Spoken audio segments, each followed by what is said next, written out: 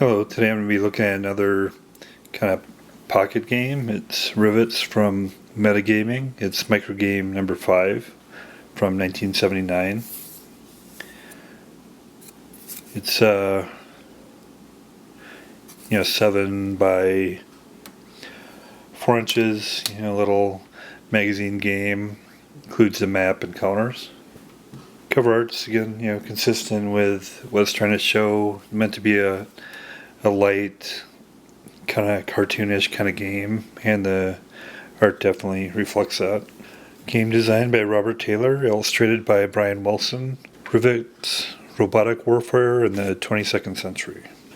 Describes it pretty well in the back cover. Boppers are mass-produced robotic war machines. When the final war ended, they were all that was left. Everyone was dead, but the Boppers kept on fighting. After all, the intelligence of can openers, what could you expect? Rivets is a 2-player tactical level science fiction game of robotic warfare in the 22nd century. Players select their robotic armies, set their programs, and send them out to destroy the enemy computer complex. Rivets is a fast-playing and easy-to-learn game with humorous style. Games are quick. It's always nice when they flesh out a little bit of theme too. It's basically saying that they're mass-produced. References ogres. Not everybody can afford an ogre, so they want these effective but easy to destroy, mass-produced robots that a lot of people can buy instead of ogres. Of course, being a pocket game, it doesn't come with dice. It comes with a good number of counters, though. There's a couple of different versions of the game. Counters I'm showing here are this color, but there's another version with different color, and I think probably different number of quantities as well of counters. But it's 2 players, and they both the sides have the same type of counters. In the version I have, there's 63 of each, and the counters are standard 1/2 inch by 1/2 inch, one-sided. A lot of these metagaming games, they instead of having Daica counters, like they'll basically have them cut in one direction, and then you have to, the scissors cut them across the other, and that's how these are. So you have to do some cutting out, which isn't a big deal. And when they score them like that, just in one direction, it makes them kind of easy to cut out because you just cut across several of them in the other direction, if that makes sense. So as I said, both sides have the same types of units, and thanks to Brian Wilson's illustrations, there's a illustration of each type, and the types of units are indicated up here. For instance, is the Jack Bopper. It's probably the best all-around fighting unit. The Bopper line has above average firepower and movement, and is deadly in close combat. Then there's the Rocket Bopper. Rocket Bopper is a self-propelled, self-loading rocket launcher. It has a high ground speed and an even higher survival instinct. The Rocket Bopper has unusually long arms, so it can load itself. Unfortunately, the retraction units never function correctly, so the arms tend to drag on the ground. This gives the Rocket Bopper a rather Neanderthalic appearance and rough knuckles. Then there's the Big Bopper. A large ground unit with enormous firepower, the Big Bopper is armed with a high-energy laser, long-range howitzer, and a number of smaller guns. Of course, all this equipment makes the BB rather slow-moving.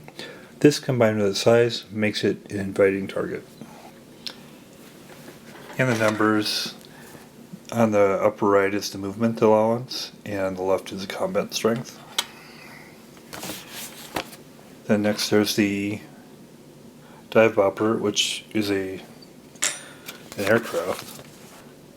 The Dive Bopper is a helicopter-type aircraft. Its favorite targets are other DBs, but enjoys maiming and destroying the ground units. Tiny Bopper is equipped with an extra-large physiological brain unit. The Tough robot can identify all enemy units and will attack them with relish. And then the light bopper is a speedy ground unit that rides an air cushion and is powered by a ramjet engine. Armed with only a low-intensity laser cannon, the LB uses high speed to elude enemy units until it can deliver a quick backstabbing attack. So the units are ground units except for the air units, which are the dive bomber and the missiles. 3 kinds of missiles.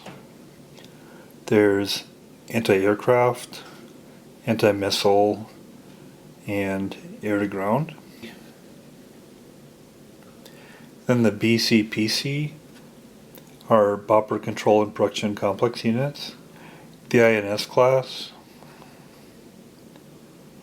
are Mobile Command Control Factory Complex Counters. The N class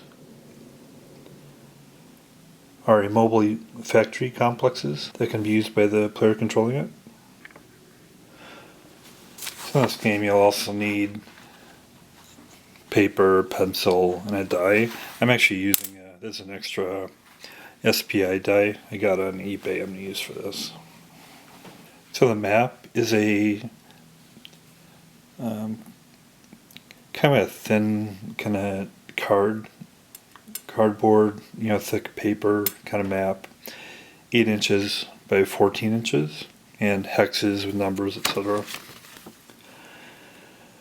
Represents a 22 by 17 kilometer area. Represent different types of terrain: plain hexes, river hexes, forest hexes, marsh hexes, crater hexes, and we'll see how they affect movement and combat. So that's the components. I think pretty well done. Kind of typical for a micro game. Just going through the rules here. Set for play. Each player selects one set of counters. Select a scenario. Low roller chooses which end of the map. Sets up second. BCPC placement. Piece of scratch paper. Each player writes the number of the hex where he'll place his BCPC counter. This hex must meet the following conditions. 1. It must be within 5 hexes of that player's end of the map. 2. It must be a plain hex. And 3. It must be surrounded by 6 adjacent plain hexes. Initial programming. The players, once again secret, program their unit types. Only these unit types can be programmed: LBs, JBs, RBs, BBs, and DBs. And a separate piece of scratch paper for each unit type. The players write down what their unit types will be programmed to attack, PTA. Each of the players' programmable unit types must be PTA, a single enemy unit type. Ground units and DBs must each be programmed to attack, or again, PTA, a specific type of ground unit. Missiles are already programmed. AAs attack DBs, AMs attack other missiles, and AGs attack BCPC units. Like the missiles, the tiny bopper units are already programmed. The TBs carry a sophisticated program that allows them to attack all ground units. TBs cannot be reprogrammed, and all TBs built during a game are automatically equipped with this sophisticated programming. All ground units, TBs, and AG missiles can attack the BCPC. This attack function does not require any programming. Each unit is instinctively programmed to destroy the enemy BCPC. The programming the players give their units is in addition to this already existing program. The BCPC unit requires no programming, can attack all ground units that come within range, can fire AA missiles to attack enemy DBs, and AM missiles to destroy enemy missiles. Note, during programming, the players also equip their DB units with missiles. Programming new units. During the build part of a player's turn, he can produce new units. These units must use the same programming as the existing units that type currently in the map. New units of a type not on the map may have new programming. The programming of a unit type can be changed by reprogram. To reprogram a unit type, the following conditions must be met. All of the counters of that unit type must return to the BCPC. All the counters of that unit type must be inside the BCPC. Inside is defined as moving the units into the BCPCX and placing them under the BCPC counter where they cannot attack or be attacked before reprogramming can begin. Reprogramming takes one turn. First player setup. The player that moves first sets up first. He shows his opponent the hex number that he wrote down for his BCPC and places the BCPC counter in that hex. Next, he places his bopper units on the map. The DB units must be placed inside the BCPC. All the units must be placed within 5 hexes of it. These units are placed face down on the map. Second player setup. The player that moves second sets up second. He shows the first player the hex number he wrote down for his BCPC and places his BCPC in that hex. He then places his bopper units on the map in the same manner as the first player did. These units are placed face up on the map. First move, the player says to move first, turns the units face up, and makes his first move beginning the game.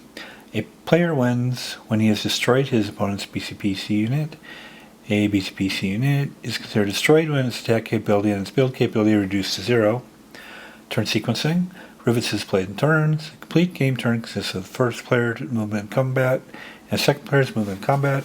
The sequence of procedures listed below describes the order of events.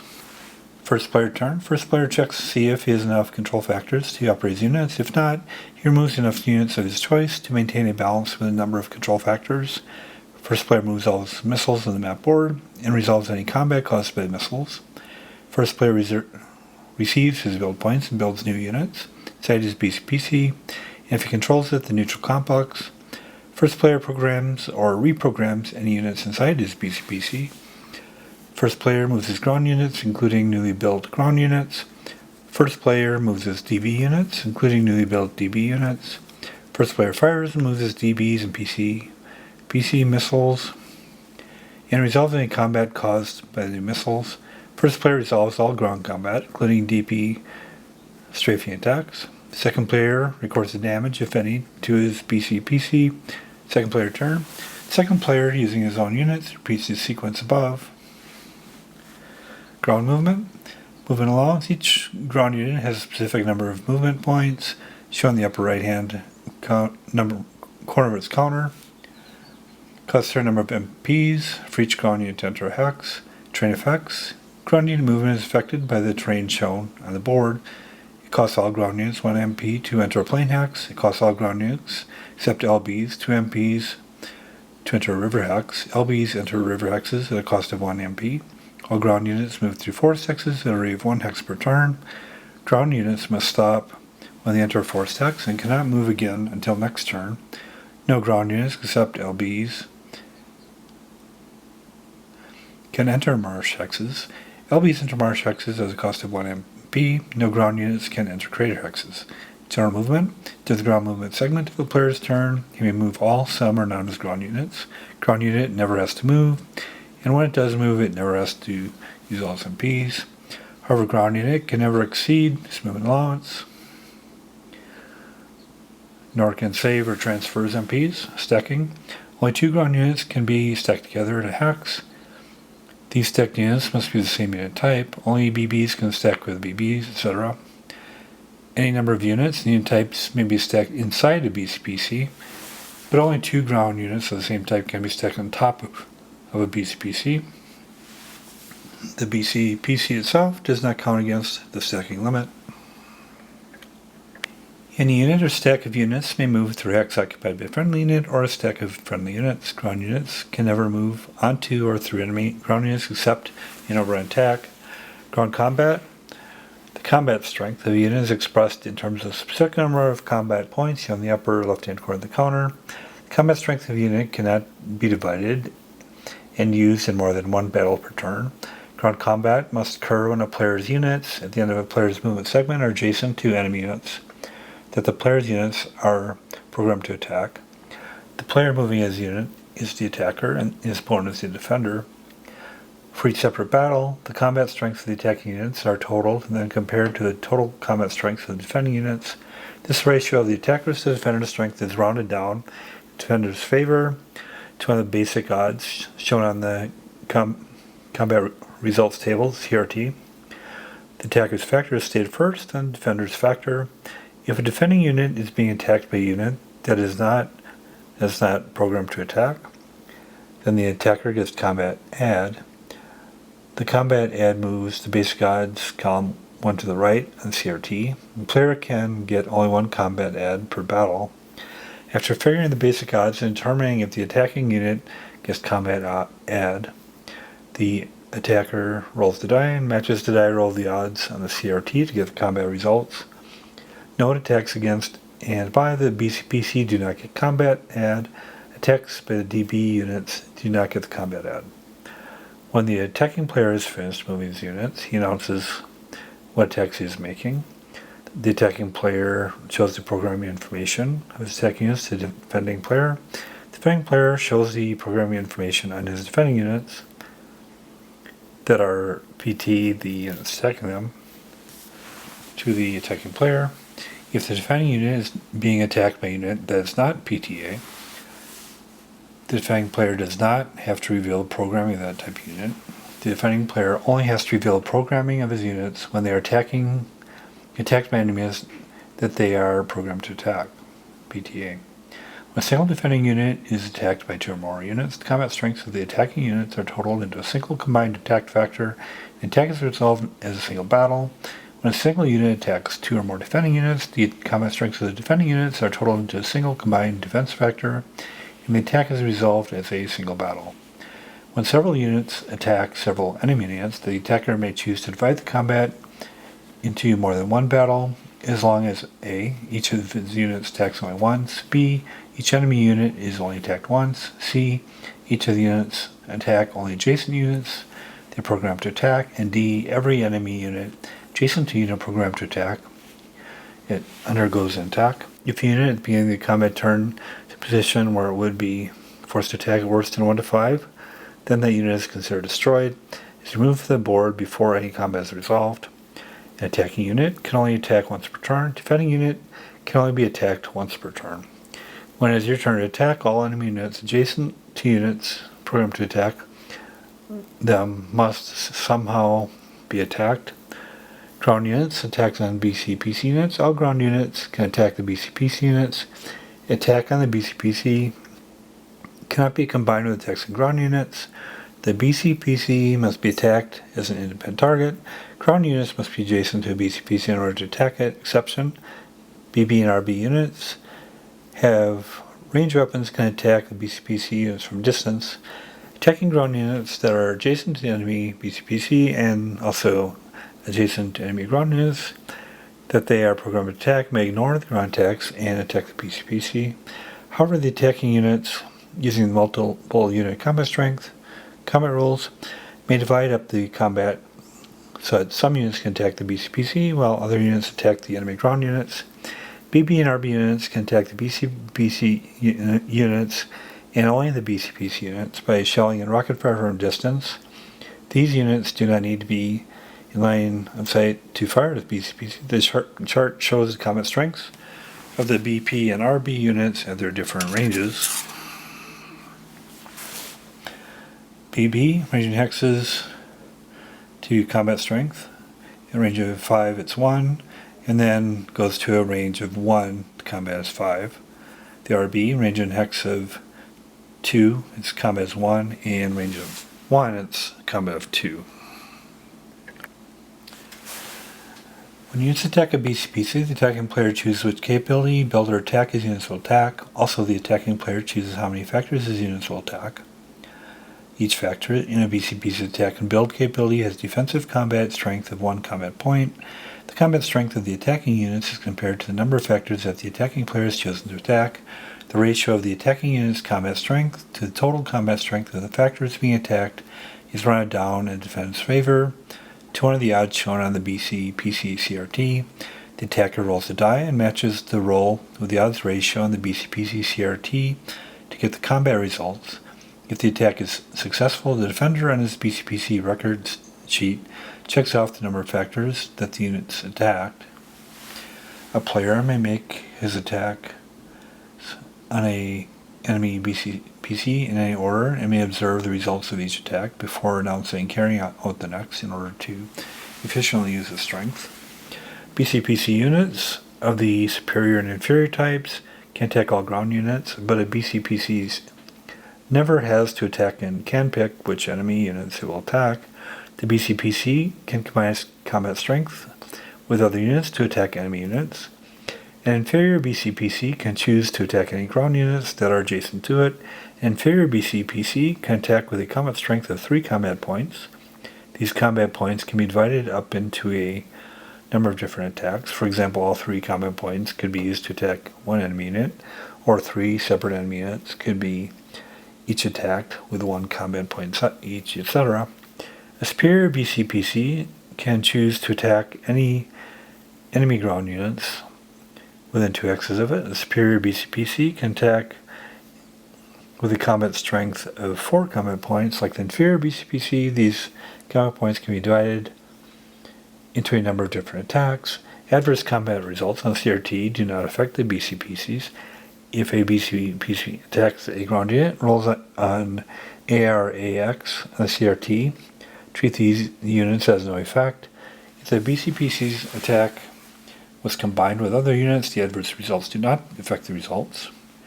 Air movement. Each DB has a movement allowance of 6 MPs. Each missile has a movement allowance of 8 MPs. The terrain features on the map have no effect on air movement. It costs any air unit 1 MP to enter any hex. Any number of air units can occupy the same hex, even if that hex also contains ground units. During the air movement segment of the player's turn, he must move all of his air units. DBs are required to move at least 1 hex. This mandatory hex is the hex that the DB is facing at the beginning of its movement segment. After this mandatory move, the DB can stop moving, or it may continue to move up to the limit of its movement allowance. If it continues to move, the DP may now enter regardless of its facing any adjacent hex. At the end of its movement, the DP can be faced any way the player wants. The facing changes for DP do not cost any MPs. All missiles must move their full movement allowance each turn. Missiles remain on the map for 2 turns. At the end of their second movement, if they have not detonated or been destroyed, they are removed from the map board. Missiles must make the same first mandatory hex move that DBs make. After this mandatory move, the missiles may change facing. Facing changes cost missiles 1 MP per change. A missile can only make 1 facing change per hex. Missiles fired from a DP must enter the hex the DP is facing. After that mandatory move, the missiles can be moved as the player wishes. Missiles fired from a BCPC unit have a choice of 6 facings. The facing of the missile fired from BCPC depends on which adjacent hex the missile enters. A missile entering the hex north of BC will be facing north, etc. Note the air movement segments of a player's turn. He may move his air units in any order that he chooses. Air combat. The combat strength of DB is 6 combat points. This combat strength is used when the DP makes a strafing attack against a ground unit or a BCPC. DPs have their combat strength halved when they attack ground units in forced hexes. The combat strength of DP cannot be divided and used in more than 1 battle per turn. Missiles have an absolute combat strength, and discretion of a target by missile is automatic. A DB can carry 2 missiles. The types of missiles that DB can carry are AA, AM, and AG. After DB has fired its missiles, it can return to the BCPC to reload. A DB must go inside its BCPC to reload. It emerges on the movement phase. Next turn, BCPC contains an unlimited amount of missiles. After DP has finished its movement, it may fire a missile, if it has any. A DP may fire only 1 missile per turn. If the DP does not fire a missile, it may execute a strafing attack. A DB cannot strafe and fire a missile in the same turn. DB can only strafe when enemy ground unit type they are programmed to attack, or the enemy BCPC. To strafe an enemy ground unit for the BCPC, the DP must be on top of the enemy counter. Strafing attacks may be combined with ground attacks. and they are resolved in the same manner, using the ground combat rules. Adverse combat results on CRT do not affect an attacking DP. If a DP attacks a ground unit and rolls in AX or AR on CRT, treat these results as no effect. If the DP's attack was combined with a ground attack, the adverse results do not affect the ground units. DPs never get the combat added. Missile combat. Missile combat is automatic. AA missiles can only attack DBs, AM can only attack other missiles, and AG missiles can only attack BCPC units. Missiles only attack enemy targets. An AM or AA missile destroys its target when it moves into the same hex the target occupies, or when the target moves into the same hex the missile occupies. This destruction is automatic. The missile detonates, target is destroyed, and both remove the board. One missile can only destroy one target. AM missiles are superior to AA and AG missiles, in that an AM missile will detonate before an AG or AA missile can attack its target. For example, an AA missile intercepts an AM missile, DB. The AM missile detonates and destroys the AA missile before the AA missile can attack the DB. In air combat, the player moving his air units can choose which targeting missile will strike. Note the rule is subsidiary to the AM superiority rule. Air-to-ground missile fire. The AG missile attacks a BCPC unit when it enters the same hex that the BCPC unit occupies. The AG missile automatically destroys one factor in each of the BCPC's build and attack capabilities. After this attack, the AG is removed from the board. A neutral BCPC loses two factors from its build capability when attacked by an AG missile. The BCPC units come in three types: inferior, superior, neutral. The inferior complex has the following capabilities. It can fire one missile per turn. It has an unlimited number of missiles of all types, but can only fire AA and AM missiles. An undamaged inferior complex can attack any adjacent ground units with a combat strength of 3 combat points. These combat points may be divided in any way. An undamaged inferior complex can also produce 3 build points per turn. These build points are equivalent to combat points. For example, with 3 build points, the player can build 3 TBs, etc. These build points can be saved from turn to turn. Build points can only be used at the BCPC where they're produced. An undamaged inferior complex can control 30 units. Superior complex has the following capabilities. It can fire 2 missiles per turn. It has an unlimited number of missiles of all types, but it can only fire AA and AM missiles. An undamaged superior complex can attack any ground units within 2 hexes with a combat strength of 4 combat points. These combat points can be divided up in any fashion. An undamaged superior complex can produce 4 build points per turn. These build points are equivalent to combat points and can be saved from turn to turn. An undamaged superior complex can control 40 units. Neutral complex. The neutral complex has only the build capability. An undamaged neutral complex can produce 3 build points per turn. These build points are also equivalent to combat points, but cannot be saved from turn to turn. Build points from neutral complex are lost if not used that turn. Units may move into neutral complex, but no units can go inside it. When a ground unit moves onto a neutral complex, it is switched on and begins producing its build points. The player in control of the neutral complex, i.e. the player that has a ground unit on that complex, is a controlling player and can use its build points to produce his own units. These units are programmed according to the new programming rules. Neutral complexes cannot reprogram units. Control of the neutral complex can shift back and forth between players during a game. A player must have a ground unit on the neutral complex in order to receive build points there. Once a unit is built, though, it remains under control of the player who held the neutral complex at the time it was built. Neutral complex can be destroyed by destroying its build capability through the normal combat method. The neutral complex is simply a factory. It can build units but cannot control them.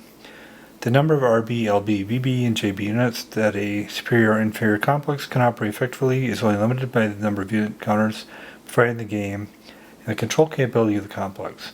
However, the complexity of the DB units limits the number of these units that can be effectively operated by a complex. A player with an inferior complex can never have more than 1 DB and 4 TBs on the board at any time. A player with a superior complex can never have more than 2 DBs and 8 TBs on the board at any time. As a DB and TB units are destroyed, a player may use build points to construct replacements, but he is still limited to the number he can have on the map at any time. Ground units that receive a retreat result while adjacent to or on top of their BCPC may retreat inside their BCPC. The movement from on top to inside and vice versa does not cost any MPs. Each player should make a record sheet of his BCPC unit, and record should be kept for any neutral unit in the game. For instance, shown here. Build capability, number of build points, factors for the neutral, inferior, and superior.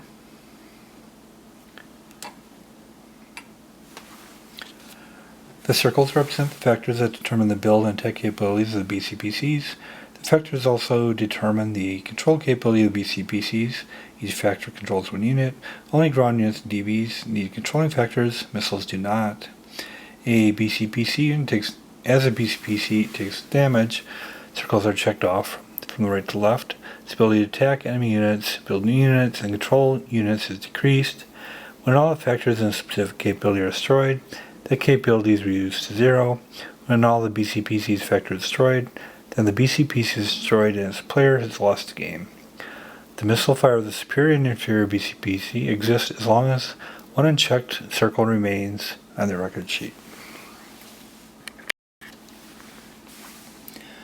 The BCPC CRT is used to resolve attacks on the BCPC unit, shown here, where any has no effect. X is hit, number of factors attacked by attacking units are destroyed. Here's a die roll and combat adds. And there's the general combat results table. And no effect. No units are destroyed. In the combat, retreat. An AR retreat means that all the attacking units in the battle must retreat. A DR means that all defending units in the battle must retreat. Units forced to retreat are moved 1x in any direction for their owner. Retreating units are eliminated if they have to move on top of enemy units or on top of friendly units if they cannot stack with them for any reason. Units forced to retreat off the map, into craters, into marshes, except for LBs, are also eliminated. Destruction. An AX result means that all the attacking units in the battle are destroyed, removed from the board. A DX result means that all defending units in the battle are destroyed, removed from the board.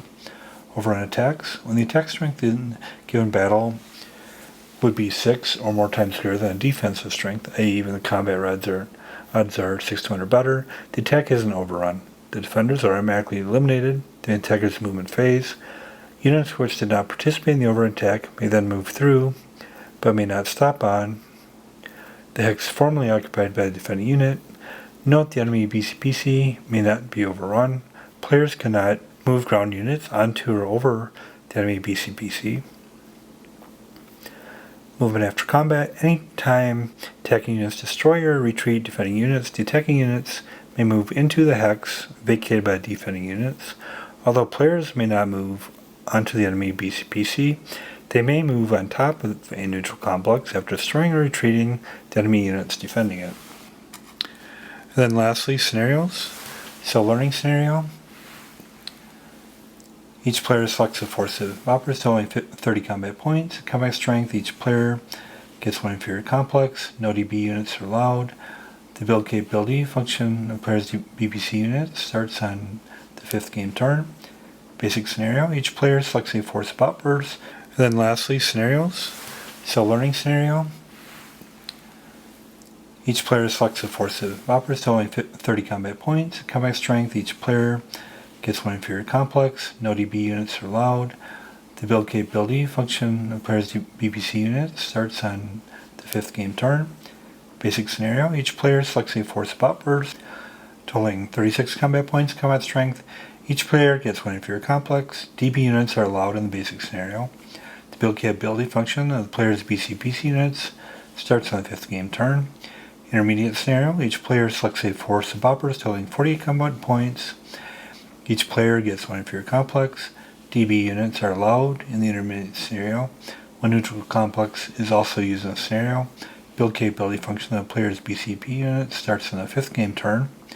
Note, due to the inclusion of neutral BCPC, the setup is altered.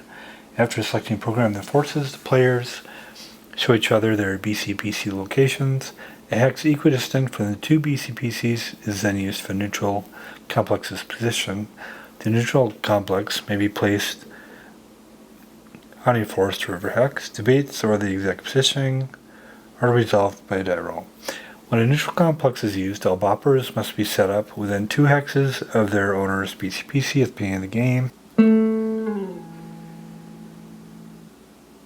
So here's setup and play. Going to be doing the advanced scenario. Each player selects a force of boppers, totaling 60 combat points in combat strength. Each player gets one superior complex. DB units are allowed. A neutral complex. Build capability function of the player's BPCP starts in 10th game turn. The alternate setup method above was discussed. So to get to the 60 combat points, I have them both be the same. First of all, basically maxing out the little ones, so 8 tiny boppers and 10 light boppers. So a total of 18 there. And then 4 jack boppers, 4 rocket boppers,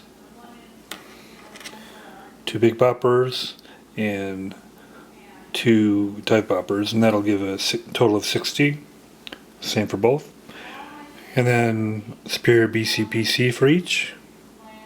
And then a neutral. And I'm going to keep track of them on these. I'm just going to use like recipe cards, so keeping track of the build points and attack points and factors, and also the programs for each.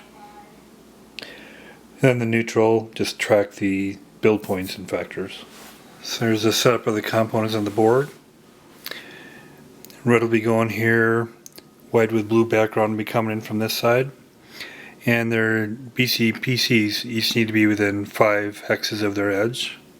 So it's here and here.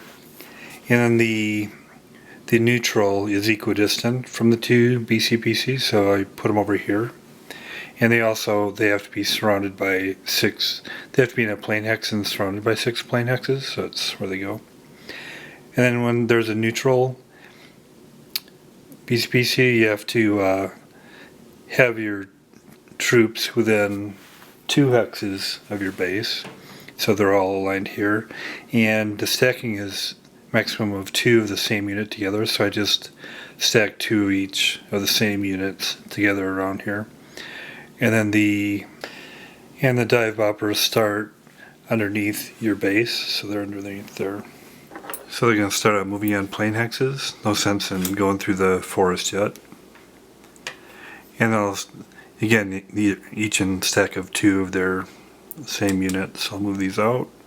1, 2. And it's 1 movement point per plane area. 2, 3, 4, 5.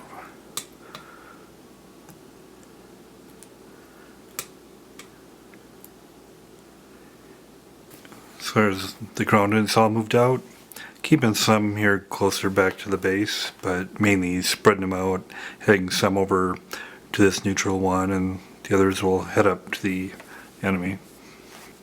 Then the air movement, the DBs move out of the base, and they have to move 1 hex in their facing direction. 1, 2, 3, 4, 5. And they can face any direction when they're done. 1, 2, 3. Then we move the missiles. Each of Red's DBs will carry an anti-ground missile and an anti-aircraft missile. So they'll fire the anti-ground, and they move 8, and it's within 16 over here, and they only last 2 turns, so they're going to fire each.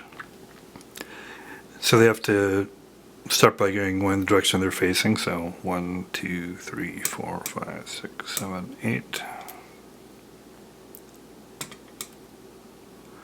1, 2, 3, 4. And then first player does ground combat. There's no ground combat, so we go to second player. Check if they have enough control capability, and they can control up to 40 units also, since they're not damaged yet, so I can do that, no problem. And then they don't have any active missiles. They do building, but they don't do that till turn 10. They're not doing any reprogramming. Then he moves to ground units, and again, he'll spread them out as well, heading down this way. They'll mainly stay in the plain hexes as well.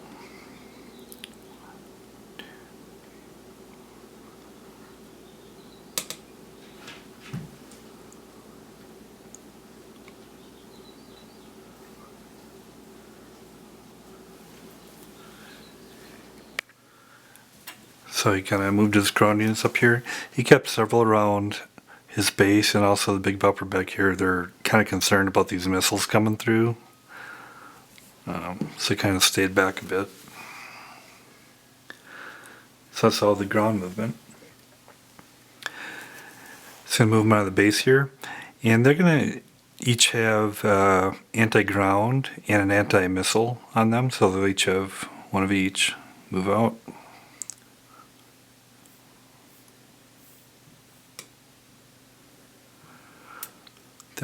He'll end up facing this direction.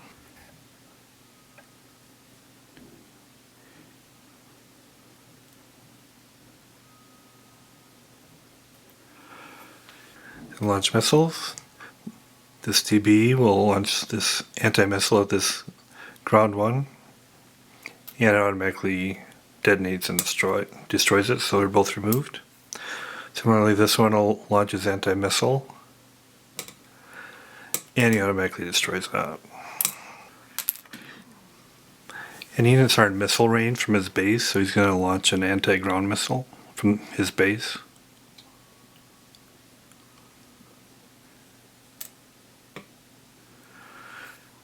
And there's no ground combat. No damage recorded. So I move back to the first player. Let's go back to red. See if he has enough control factors. And there's no damage to his base, so he does.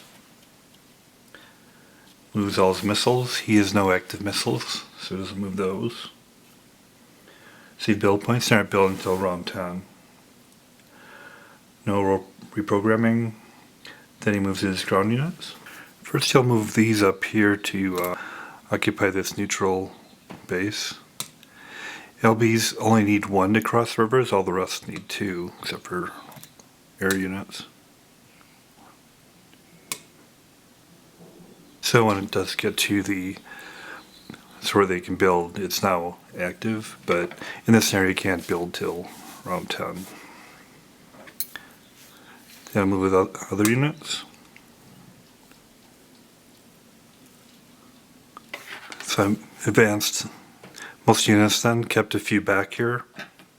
It turns out light boppers are the only ones that can go in a marsh. So of them staying there to kind of lay low on the flank there. And the BBs, they can fire a range of 5. Some start moving those up.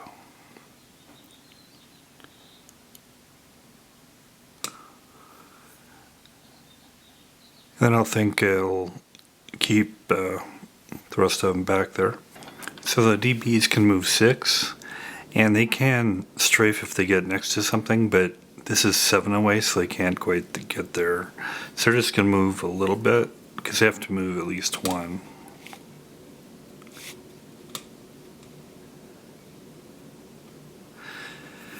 And then they will launch their anti-aircraft missiles, because they'd be in range of the DBs.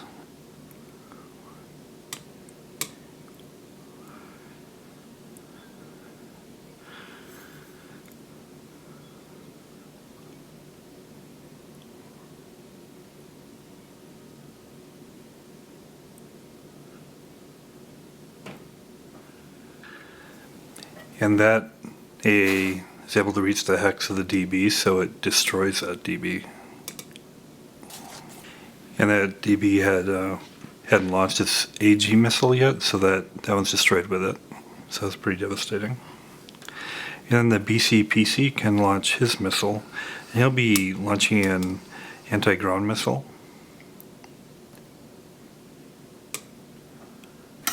So in the ground combat we'll be doing is 2 LBs versus 2 LBs, and I'll just have the 2 LBs could attack one, but they'll just each attack one individually. First of all, you see which are programmed to attack. So red LBs are programmed to attack JBs, and white blue LBs are RBs, so neither of them are programmed to attack each other. So if the defending unit is being attacked by a unit that it is not programmed to attack, the attacker gets a combat add, basically shifting over one column in the combat results table. So it's 1-to-1, but then they shift it over to 2-to-1, then roll a die. 5. DX. DX means all defending units in the battle are destroyed and removed from the board.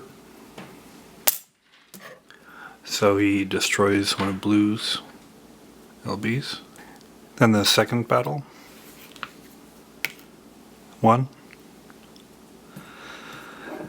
Again, it's 1-to-1, but they shift to the right. 1 is AR. AR means that all attacking units must retreat. Slay retreat 1 hex.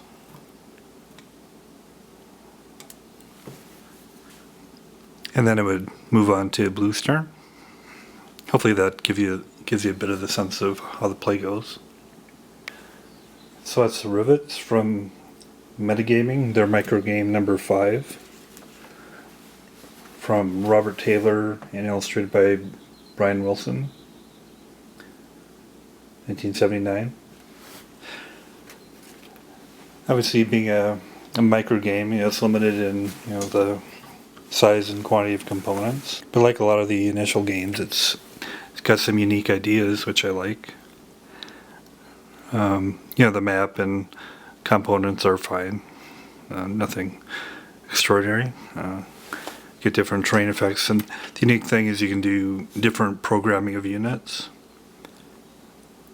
And you have missiles going on too, which is good. You can have production capability depending on your scenario.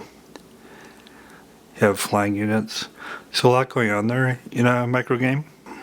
Definitely worth a play. I'll give it a 6 out of 10. Thanks a lot.